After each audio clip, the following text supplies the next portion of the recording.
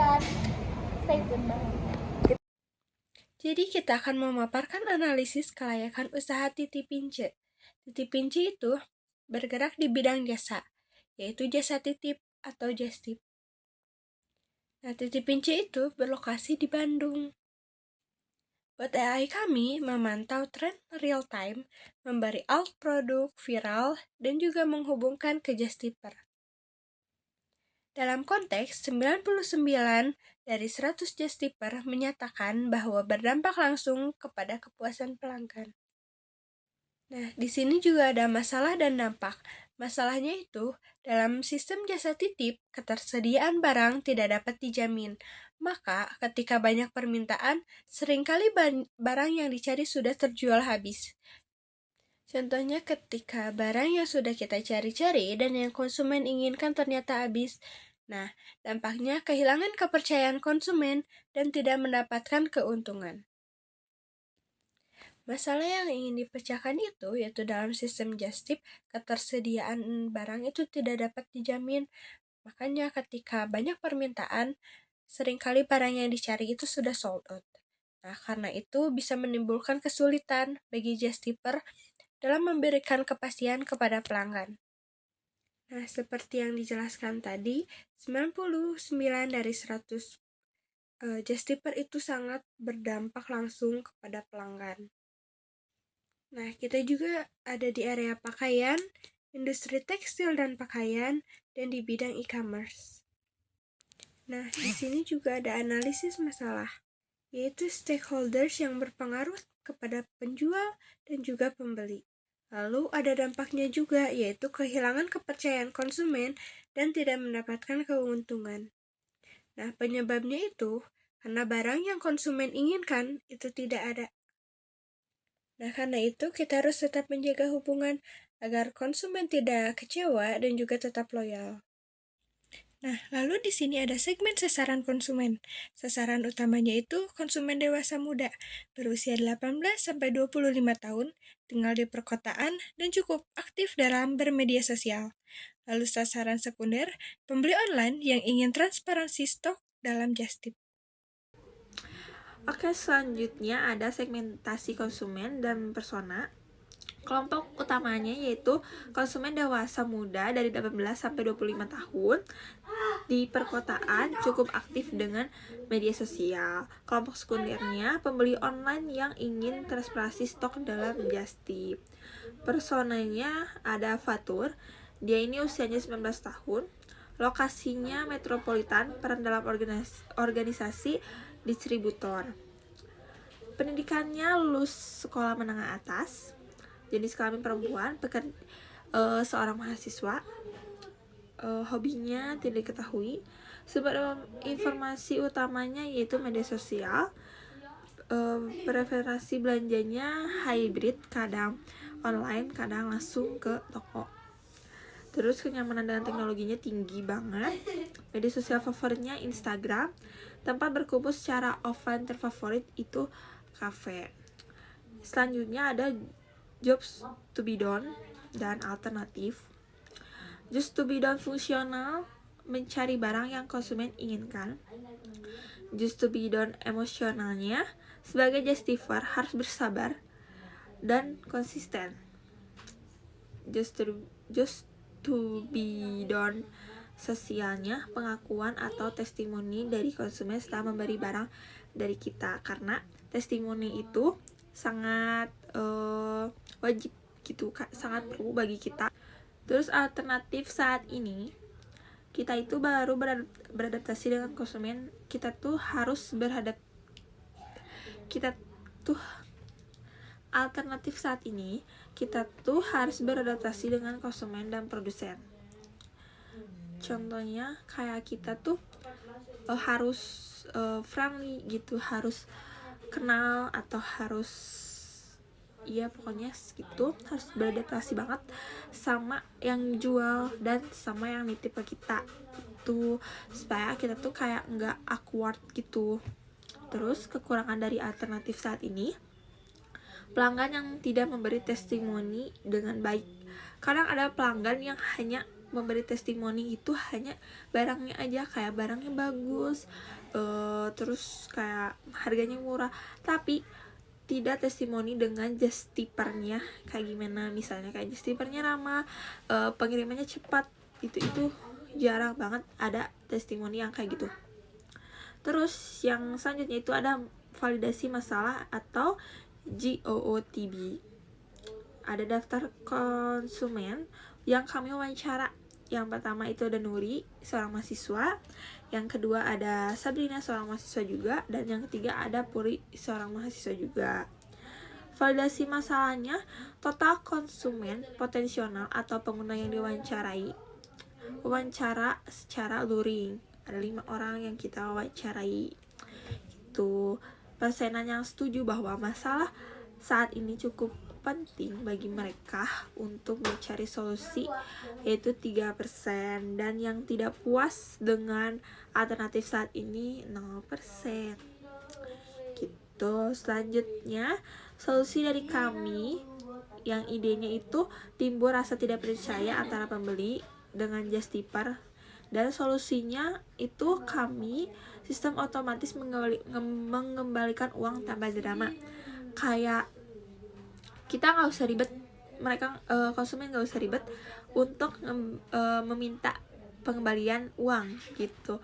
Kita tuh bakal ngembali sat banget, tanpa drama banget. Kayak kalau misalnya barangnya sold out, itu kita pasti langsung kembaliin uangnya tanpa drama gitu. Terus teknologi inti atau metodologinya, layanan berbasis cloud yang menyediakan bot pemantau tren media sosial untuk mendeteksi produk viral dan mengirim notifikasi kepada pengguna just tip gitu. Jadi kalau misalnya ada barang yang baru atau barang yang pas dikirimnya gitu, kita bakal langsung ada notifikasi kepada pembelinya gitu. Kalau misalnya ada sold out, tiba-tiba sold out nih, kita tuh pasti ada langsung notifikasinya. Terus ada barang yang baru nih, kita langsung adain notifikasi ke pembelinya atau ke konsumennya gitu.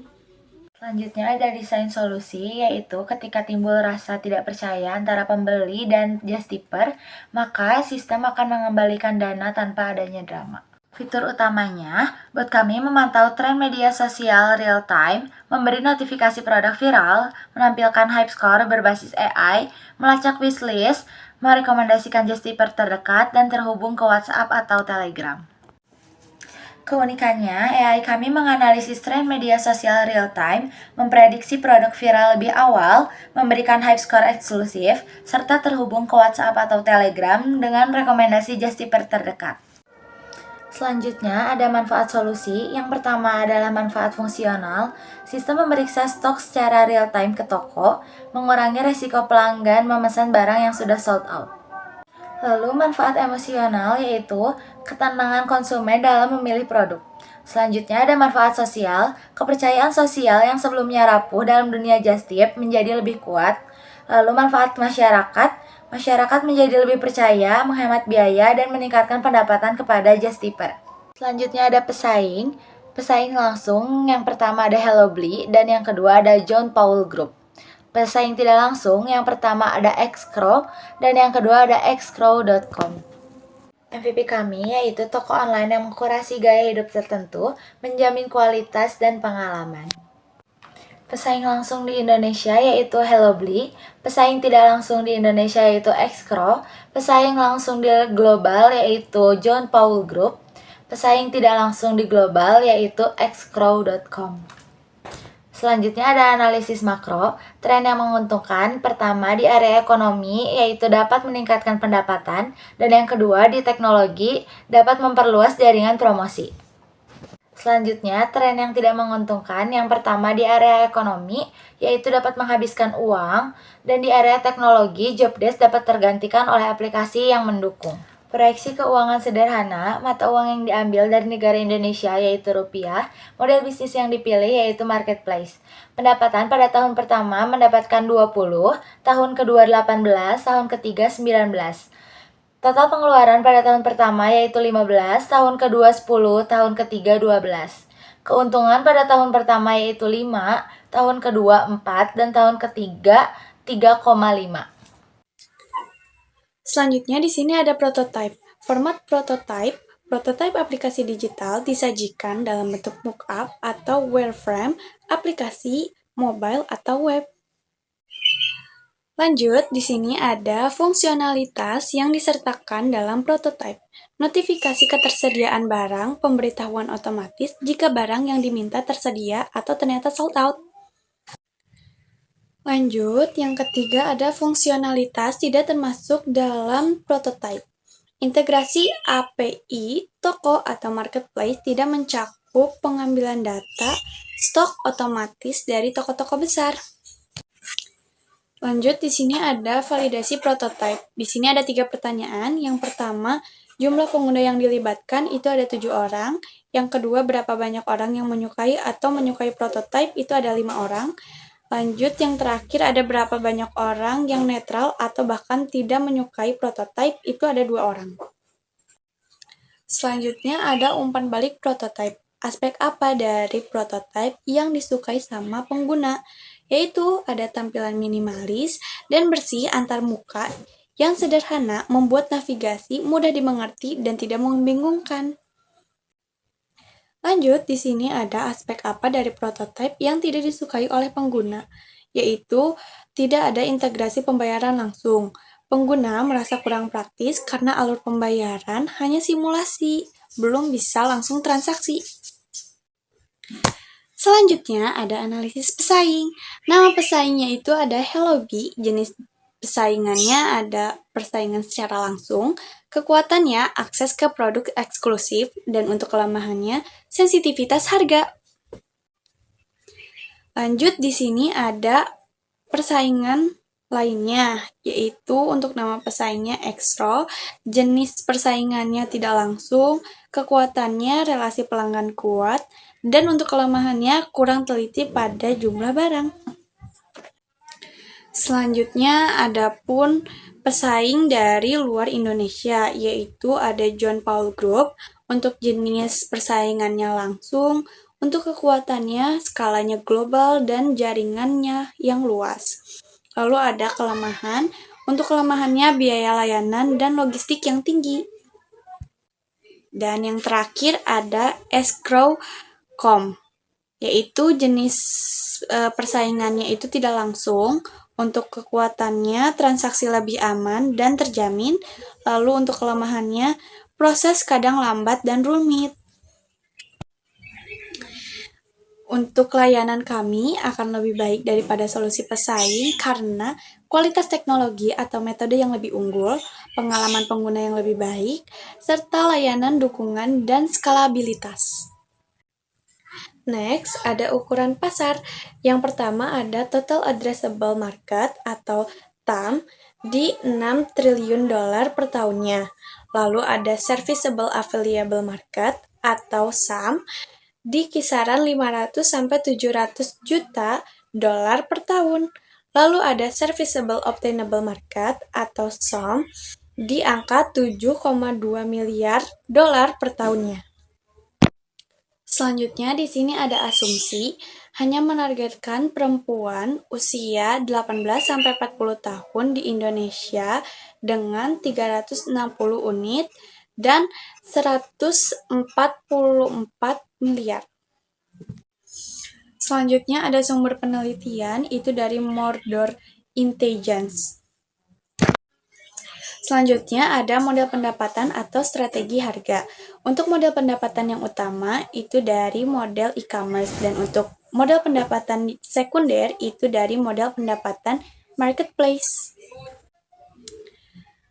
Selanjutnya di sini ada link canvas. Yang pertama ada problem atau masalah. Dalam jasa titip, ketersediaan barang tidak dapat terjamin. Maka ketika banyak permintaan yang seringkali barang yang dicari sudah terjual habis atau sold out. Yang kedua itu ada solution. Untuk idenya timbul rasa tidak percaya antara pembeli dan just tipper.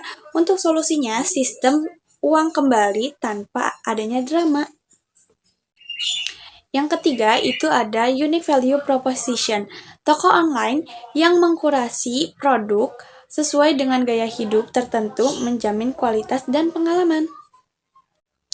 Selanjutnya ada key metric. Yang pertama itu ada GMV atau Gross Merchandise Value atau total nilai transaksi di platform. Jumlah transaksi per bulan itu ada AOV atau Average Order Value, nilai rata-rata per transaksi, lalu ada conversion rate atau pengunjung sampai pembeli.